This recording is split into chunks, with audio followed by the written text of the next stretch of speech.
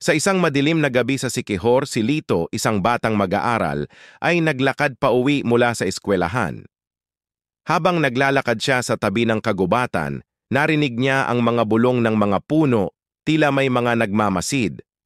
Biglang lumitaw ang isang matandang babae na may puting buhok at mga mata na tila walang buhay. "Sumama ka sa akin," sabi ng matanda.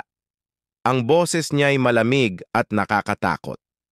Si Lito, bagamat takot na takot, ay hindi makagalaw. Hinawakan siya ng matanda sa kamay at dinala sa isang lumang bahay na puno ng mga anino.